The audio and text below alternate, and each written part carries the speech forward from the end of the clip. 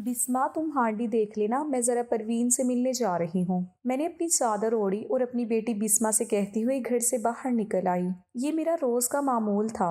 जब तक मैं दिन में 2-3 दफ़ा अपने मोहल्ले की दोस्तों से मिलकर ना आ जाती, सुकून ही ना आता। यूं तो मेरी खुश अखलाक़ी पूरे मोहल्ले में मशहूर थी, लेकिन 3-4 दोस्तें मैंने मोहल्ले में बहुत अच्छी बनाई हुई थी। उनके साथ ही बाजार जाना और हर खुशी गमी में उनके साथ शरीक रहना। बल्कि बिस्मा जब कॉलेज चली जाती तो मैं अक्सर घर की सफाई सुथराई करने के बाद घर को ताला लगाती और अपने किसी दोस्त के घर जाकर बैठ जाती। जैसे ही बच्चों के कॉलेज से आने का टाइम होता तो घर वापस आ जाती थी, लेकिन मैं ये सब अपने शोहर से छुप कर करती थी। उसे सख्त नापसंद था कि मैं घर से बाहर भी निकलूं। शायद मेरी इसी लापरवाही ने मेरी जिंदगी का एक बदसूरत दिन मुझे दिखाया था। मेरा नाम सितारा है। मैं 35 साल की एक शादीशुदा औरत थी। मेरे 2 बच्चे थे। सबसे बड़ी बेटी बिस्मा, जो 17 साल की कॉलेज में फर्स्ट ईयर की स्टूडेंट थी। उससे छोटा उबैद था, जो अभी 8वीं क्लास का तालिबे इल्म था। यूं 2 बच्चों के साथ मैं और शोहर खुशियों भरी अज़दवाजी ज़िंदगी बसर कर रहे थे। उनकी एक कंपनी में अच्छी नौकरी थी। वो उस कंपनी में पहले आम से वर्कर की हैसियत से भर्ती हुए थे, लेकिन मेहनत और लगन से काम करने वाले थे, इसीलिए जल्द ही उन्हें सुपरवाइज़र की नौकरी पर तरक्की हो गई। जब वहाँ के मालिकनों ने देखा कि मेरे शोहर इतनी मेहनत और तवज्जो से काम करवाते हैं, तो सुपरवाइजर्स के बाद वो इंचार्ज बने और इंचार्ज से डायरेक्ट मैनेजर की नौकरी पर आ गए। मेरी खुशियों का कोई ठिकाना ना था, क्योंकि जैसे जैसे तरक्की होती गई वैसे वैसे उनकी तनख्वाह में भी इजाफा होता गया। मैं उन्हें कहती कि देख लो, ये सब मेरे नसीब से मिल रहा है, क्योंकि कहते हैं ना कि औलाद मर्द के नसीब से और दौलत औरत के नसीब से आती है। मेरी बात सुनकर वो खामोश रहते। वैसे भी मेरे शोहर एक संजीदा तबीयत के आदमी थे। वो ज़्यादा लोगों से मिलना जुलना पसंद नहीं करते थे, बल्कि वो मुझे भी कहते कि तुम भी मोहल्ले की दूसरी औरतों की तरह दूसरों के घरों की टोर ना रखा करो। मुझे सख्त नापसंद है तुम्हारी ये अजीब सी दोस्तें हैं,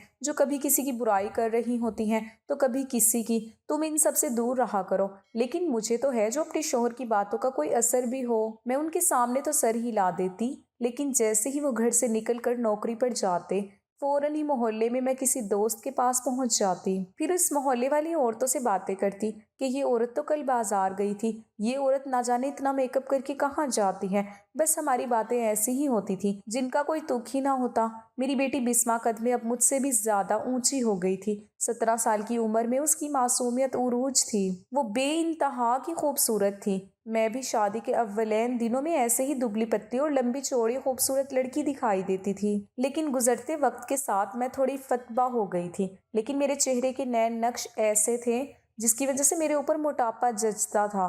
खूबसूरती में मेरी बेटी बिस्मा मुझसे भी 4 हाथ आगे आ गई थी। अब उसने नया नया कॉलेज जाना शुरू किया था।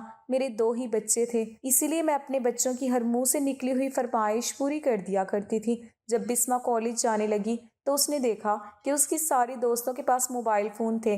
तब वो घर में आके मुझसे ज़िद करने लगी कि अम्मी, मुझे भी मोबाइल चाहिए। मैंने उसे कह दिया कि मैं तुम्हारे अब्बू से पूछकर तुम्हें ले दूंगी। लेकिन जैसे ही मैंने अपने शोहर से बिस्मा की फरमाइश का जिक्र किया तो मुझ पर गुस्से से चढ़ गई। कहने लगी कि इतनी सी उम्र में उसे मोबाइल देकर तुम बिगाड़ दोगी। वैसे भी मुझे पता है कि तुम दिन भर कहाँ होती हो। जवान बेटी घर में है, इसीलिए अब घर से बाहर निकलने की ज़रूरत नहीं। आइंदा मैं तुम्हें नगीना के घर जाता हुआ ना देखूं। सख्त नापसंद है मुझे वो आवारा औरत। मेरे शोहर का इतना ही गुस्सा मेरे लिए काफ़ी था, इसीलिए मैंने बिस्मा को कह दिया कि तुम्हारे अब्बू मोबाइल फ़ोन के सख्त खिलाफ हैं, इसीलिए उन्होंने मना कर दिया है। ये सुनकर बिस्मा का मुंह उतर गया। वो नाराज़गी से मुझे देखने लगी। मैं उसकी नाराज़गी अच्छी तरह समझती थी, क्योंकि उसे दोस्तों के सामने एहसास कमतरी होती होगी। अपनी बेटी का उतरा हुआ चेहरा देखकर मैं हरगिज़ ना देख सकती थी, इसीलिए उसके अब्बू से छुपकर उसे एक मोबाइल दिलवा दिया। मैंने मोहल्ले में एक कमेटी डाली हुई थी 50,000 की, और महीने में मेरी कमेटी खुल गई थी। ये कमेटी मैं अपने शोहर से छुपकर डाला करती थी, और फिर जब कमेटी के पैसे आ जाते तो फिर उन पैसों से ऐश किया करती थी। लेकिन अब मैंने इनमें से आधे पैसों में से बिस्मा को मोबाइल लेकर दे दिया और उसे ताकीद की कि कुछ भी हो जाए, तुमने ये मोबाइल फ़ोन कभी भी अपने अब्बू के सामने इस्तेमाल नहीं करना। वो मोबाइल फ़ोन पाकर बेहद खुश थी। फिर मुझे कहने लगी, अम्मी आप कितनी अच्छी हैं, मेरी हर फरमाइश पूरी करती हैं। मैं अपनी बेटी के मुंह से ये जुमला सुनकर निहायत खुश हुई और फिर उसे सालन बनाने का कहकर खुद नगीना के घर चली गई। अब बिस्मा मेरे सामने तो मुकम्मल आज़ादी से मोबाइल फ़ोन इस्तेमाल कर लिया करती थी, लेकिन जैसे ही उसके अब्बू घर आते तो वो कमरे में छुप छुप कर मोबाइल चलाया करती थी। मेरे छोटे बेटे को भी मैंने कह दिया कि अगर तुमने अपने अब्बू को मोबाइल फ़ोन के बारे में नहीं बताया तो तुम्हें 3-4 महीनों बाद ऐसा ही मोबाइल लेकर दे दूंगी। मैं सोचती कि जब दुनिया भर के बच्चे मोबाइल फ़ोन इस्तेमाल कर रहे हैं तो फिर भला मेरे बच्चे क्यों दुनिया से पीछे रहें। इन्हें भी अपनी खुशी से गुजारने का हक है। फिर एक दिन बिस्मा जाने लगी तो मैं बैठकर चाय पी रही थी। मेरी नज़र उसके चेहरे पे गई। आंखों में काजल और होठों पर हल्की सी लिपस्टिक लगाए आज वो बड़ी बड़ी सी लग रही थी। मैं हैरान हुई कि बिस्मा इतना तैयार होकर कॉलेज क्यों जाती है। फिर सोचा कि नया ज़माना है, आजकल की लड़कियां पुराने ज़माने की नहीं कि बुर्के का बक्कल मारा और घबराती कांपती बाहर चली गई। बिस्मा जब कॉलेज जाने लगी तो मेरे शौहर का कहना था कि उसे अबाया पहना कर भेजा करो, लेकिन मैं सोचने लगी कि अभी इसकी उम्र 17 बरस तो हुई है, ऐसी भी क्या जल्दी कि अभी से ही बुर्का पहनना शुरू कर दूं। शादी के बाद तो वैसे ही शौहर ने पाबंदियों में जकड़ लेना है। जब तक माँ बाप के घर है जब तक तो ये ऐश की जिंदगी गुजारे। बिस्मा रोजाना कॉलेज से 1 बजे घर आ जाती थी, लेकिन एक दिन 2:30 बज गए और वो वापस ना आई। मैं परेशान हो गई, इसीलिए फ़ौरन ही उसके मोबाइल का नंबर मिलाया और उसे कॉल करने लगी। शुक्र था कि उसने फ़ोन उठा लिया था। मुझे कहने लगी कि अम्मी मैं अपनी एक दोस्त के घर अयादत करने आई हूँ, बस अभी वापस आती हूँ। हम सारी दोस्तें इकट्ठी हैं, उनके साथ ही वापस आ जाएंगी। उसकी बात पर मैं मुतमईन हो गई, फिर अपने कामों में मसरूफ़ हो गई। उस दिन वो 3 बजे लेट आई। मैं उसे कहने लगी कि इतनी लेट ना आया करो, 5 बजे तो तुम्हारे अब्बू घर आ जाते हैं। अगर अल्लाह ना करे किसी दिन वो जल्दी काम से लौट आए और तुम्हें घर में ना देखा तो मेरी शामत आ जानी है। पता भी है कि तुम्हारे अब्बू कितने सख्त तबीयत के मालिक हैं। बिस्मा कहने लगी कि अम्मी तो क्या हुआ, मुझे पता है कि आप सारे मामलात अच्छे से संभाल लेती हैं। मेरी बेटी मुझ पर किस कदर भरोसा करती थी। उसकी बात सुनकर मैं खुशी से झूम उठी। उसे मोबाइल लिए हुए 5-6 महीने हो गए थे। मैं खुश थी कि मेरे शोहर को बिस्मा के मोबाइल लेने का पता ही ना चला था। वैसे भी वो छुप छुप कर मोबाइल फ़ोन इस्तेमाल करती थी। फिर एक दिन शाम के 4 बज गए और बिस्मा कॉलेज से नहीं आई। मैंने 3-4 दफ़ा उसे कॉल की, लेकिन उसका फ़ोन मुसलसल बंद जा रहा था। मैं बेहद परेशान हो गई। 4 बजने वाले थे। 5 बजे मेरे शोहर फैक्ट्री से वापस आ जाते थे। मैं दुआ कर रही थी कि बिस्मा उनके आने से पहले पहले घर वापस आ जाए, वरना मेरी शामत यकीनी थी। तभी मैंने अपने बेटे उबैद को घर पे रहने का कहा और ख़ुद अपनी चादर लेकर मोहल्ले में रहने वाली बिस्मा की दोस्त हरीम के घर चली गई। हरीम सामने ही बैठी कॉलेज का कोई असाइनमेंट बना रही थी। मुझे देखकर सलाम किया तो मैंने उससे पूछा कि बेटा क्या हुआ, आज कॉलेज में कोई फंक्शन वगैरह था? अभी तक बिस्मा कॉलेज से वापस नहीं आई। हरीम मुझे मुंह बनाकर कहने लगी कि आंटी अब बिस्मा के साथ मेरी कोई दुआ सलाम नहीं, कई महीने हो गए, मैंने उससे दोस्ती ख़त्म कर दी है। उसकी बात सुनकर मैं हैरान रह गई। कहने लगी क्या हुआ, तुमने मेरी बेटी से क्यों दोस्ती ख़त्म की? तो वो कहने लगी आंटी उसने कॉलेज की आवारा लड़कियों से दोस्ती पाल ली थी, उनके साथ ना जाने घूमने फिरने कहाँ कहाँ जाया करती थी। अक्सर ही कॉलेज से आधी छुट्टी लेकर चली जाती थी। मैं रोज़ रोज़ कॉलेज के गेट पर खड़ी रहती, उसका इंतज़ार किया करती, लेकिन वो मुझे मना कर देती कि मेरा इंतज़ार ना किया करो। इसलिए मैंने उससे दोस्ती ख़त्म कर दी और अब अकेली ही आती जाती हूँ।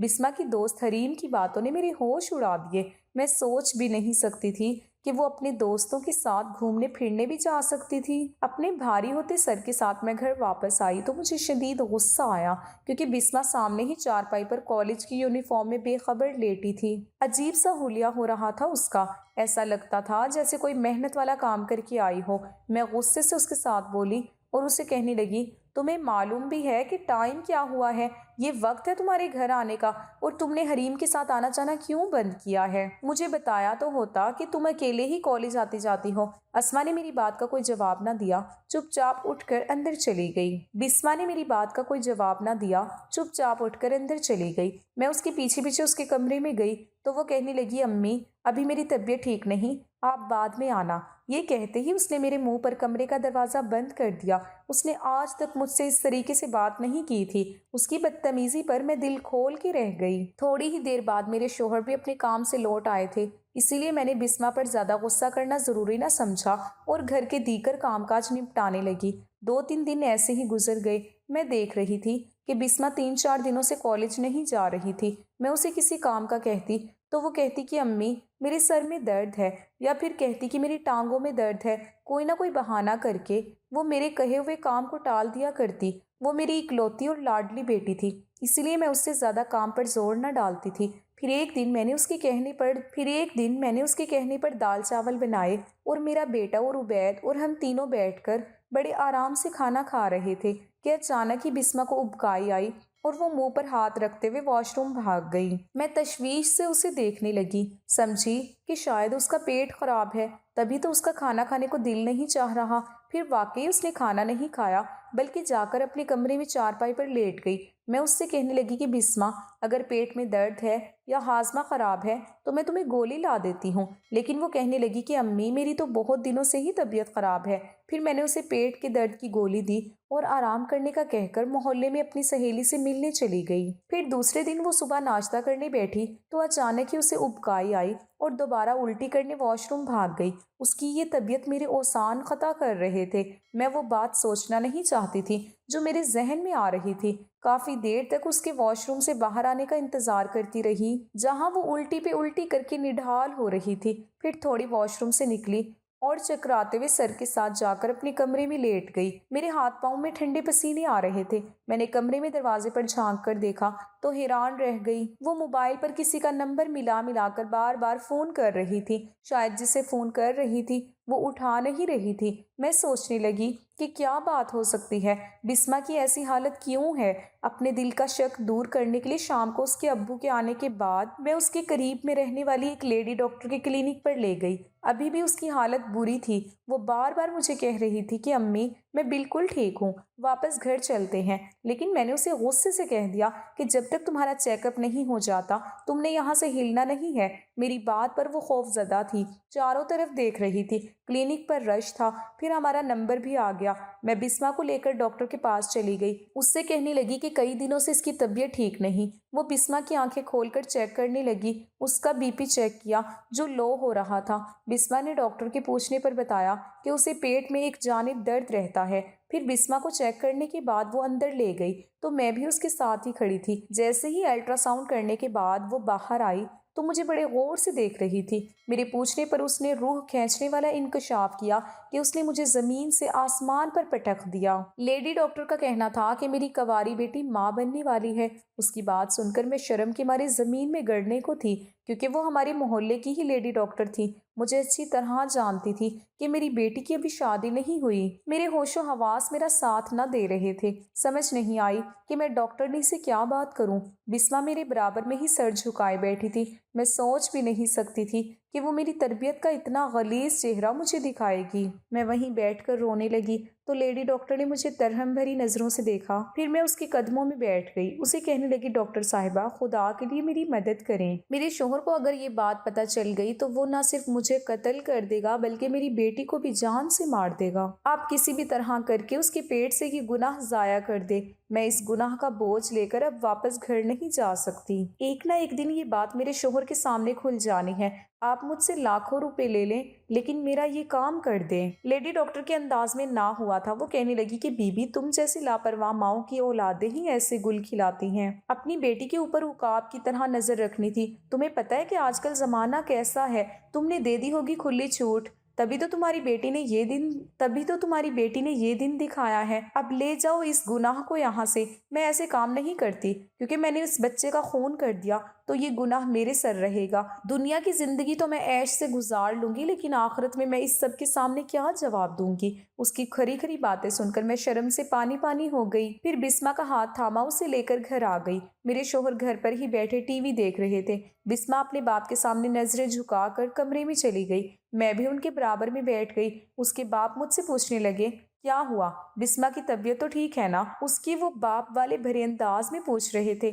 لیکن میرے اندر تو جیسے جان ہی نہ باقی تھی۔ میں نے انہیں یہ کہہ کر ٹال دیا کہ بسمہ نے باسی سموسے کھا لیے تھے جس کی وجہ سے اس کا ہاضمہ خراب ہو گیا تھا۔ پھر جیسے ہی وہ گھر سے باہر نکلے میں فوراً ہی بسمہ کے سر پر جا کر کھڑی ہوئی، اسے بازو سے پکڑ کر جھنجھوڑا اور غصے سے کہنے لگی تم نے میری دی ہوئی آزادی کا یہی ناجائز فائدہ اٹھایا ہے۔ تو نے مجھے آج زمین میں زندہ گاڑ دیا۔ بتاؤ مجھے سچ سچ کہ کس کا گناہ لے کر اپنے پیٹ میں گھوم رہی ہے؟ میں اس سے کمرے کا دروازہ بند کر کے دھیمے لہجے میں پوچھ رہی تھی۔ مجھے ڈر تھا کہ کہیں دیواروں کے آس پاس کان لگا کر کوئی ہمسائی نہ کھڑی ہو۔ جب دوسروں کی ٹو لینے کے لیے دیواروں کے ساتھ کان لگا کر سن سکتی تھی تو دوسرے بھی تو یہی کرتے ہوں گے۔ بسمہ زاروں قطار رونے لگی، پھر کہنے لگی امی کالج میں میرے ساتھ ایک لڑکی پڑھتی ہے، وہ ڈیفینس میں رہتی ہے۔ اس کا بھائی اسے کار میں لینے آتا تھا۔ اس نے مجھے کالج کے باہر گیٹ پر کھڑے دیکھا تو میرا نمبر اس لڑکی سے لے لیا۔ میں نے بھی اس کی باتوں میں آ کر اس لڑکے سے دوستی کر لی۔ وہ مجھے روزانہ کار میں کہیں نہ کہیں گھمانے لے جاتا۔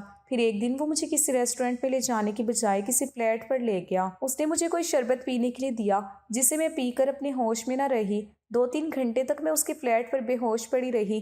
جب آنکھ کھلی تو میرا سب کچھ لوٹ چکا تھا۔ اس فلیٹ پہ کوئی بھی نہ تھا۔ میں گرتی پڑتی گھر آئی تھی۔ دوسرے دن میں بار بار اس لڑکے کو فون کر رہی تھی لیکن اس نے میرا نمبر بلاک لسٹ میں ڈال دیا۔ مجھے نہیں پتا تھا کہ 3-4 مہینے بعد میرے ساتھ یہ سب ہونے والا ہے۔ اس کا گناہ واقعی ناقابل معافی تھا، لیکن اس سے پہلے کہ یہ بات پورے محلے میں پھیل جاتی ہے، میرے شوہر کو پتہ چل جاتا۔ مجھے ہی کچھ کرنا تھا۔ محلے میں یوں 3-4 دوستیں تھیں لیکن میں کسی کو بھی اس راز میں شریک نہیں کر سکتی تھی، کیونکہ کوئی عورت کسی دوسری عورت کا راز زیادہ دیر تک اپنے پاس نہیں رکھ سکتی۔ اب پریشانی سے میرے دماغ کی نسیں پھٹنے کو تھیں۔ تبھی میرے ذہن میں ایک خیال آیا۔ ہماری کالونی میں ایک عمر رسیدہ نرس رہتی تھی تو پیسے کے عوض ہر قسم کا کام کر دیا کرتی تھی۔ 1-2 بار میری سہیلی اپنے 5 بچوں کے بعد چھٹا ہونے پر اس سے اپنا حمل ضائع کروانے گئی تھی۔ پھر دوسرے دن میں بسمہ کو لے کر اسی نرس کے پاس پہنچ گئی۔ میں نے اس کی ہتھیلی پر 50,000 روپے رکھ دیے۔ پھر کہنے لگی، تم اور بھی جتنے پیسے مانگو گی میں دینے کے لیے تیار ہوں، لیکن خدا کے لیے میری بیٹی اور میری زندگی برباد ہونے سے بچا لو، میرا یہ کام کر دو۔ اس نے وہ 50,000 روپے تو رکھ لیے، لیکن پھر کہنے لگی، اس کے لیے میری ایک شرط ہے، یہ کام بہت رسک والا ہے، اس لیے تمہیں ہر مہینے مجھے ایک خطیر رقم دینی ہوگی، تبھی میں تمہارا یہ کام کروں گی۔ میں نے اس کی بات مان کر اسی وقت حامی بھر لی۔ یوں اس نے ایک دن رات کو بلا کر میرا کام کر دیا اور میری بیٹی کی سزا آپ سے جان چھڑوا دی، لیکن مجھے نہیں معلوم تھا کہ میری اور میری بیٹی کا یہ گناہ زندگی بھر مجھے کی طرح بھگتنا پڑے گا، کیونکہ اس چالاک نرس نے میری بیٹی کی پوری ویڈیو بنا کر اپنے پاس محفوظ کر لی تھی۔ اب وہ اسے دکھا کر ہمیں بلیک میل کرتی اور کہتی کہ ہر مہینے 50,000 مجھے دینے ہوں گے۔ جس مہینے یہ رقم تھوڑی لیٹ ہو جاتی تو فوراً ہی وہ ویڈیو محلے میں پھیلانے کی دھمکی دے دیتی۔ اب میں اور میری بیٹی اپنی زندگی سے تنگ ہیں۔ اس کے گناہ کا بوجھ میں اپنے سر پر لادے پھرتی ہوں۔ ہر وقت میرے سر پر ایک خطرے کی تلوار منڈلاتی رہتی ہے۔ نہ جانے کب وہ گھٹیا عورت ہماری ویڈیو کسی کو دکھا دے۔ اگر خدا نہ خواستہ کل کو میں نے اپنی بیٹی کی شادی کر دی تو وہ اس کے سسرال والوں تک وہ ویڈیو دکھا سکتی ہے۔ اب میں جائے نماز پر بیٹھ کر اپنے گناہ کی معافی مانگتی ہوں، ساتھ ہی اپنی بیٹی کو بھی کہتی ہوں کہ نہ صرف تم نے اپنی بلکہ میری زندگی کو بھی تباہ کر دیا ہے۔ جس دن تمہارے ابو کو یہ بات پتہ چل گئی اسی دن اس نے میرا گلا دبا کر مجھے مار دینا ہے۔ اس طرح میری بات سن کر روتی ہے۔ مجھے اس کا رونا بھی دیکھا نہیں جاتا۔ کیا کروں، آخر ماں ہوں نا۔ کاش پہلے ہی میں محلے پڑوس کی خبر رکھنے کی بجائے اپنی بیٹی کی خبر رکھ لیتی تو یہ منحوس دن مجھے کسی صورت نہ بھگتنے پڑتے۔ اب ایک ننھے معصوم بچے کو ضائع کرنے کا گناہ کا بوجھ میں اپنے کندھوں پر لے کر گھوم رہی ہوں۔ سجدے میں گر کر اپنے گناہوں کی معافی مانگتی ہوں اور اپنی بیٹی کی آنے والی زندگی کی خوشیوں کی دعا کرتی ہوں۔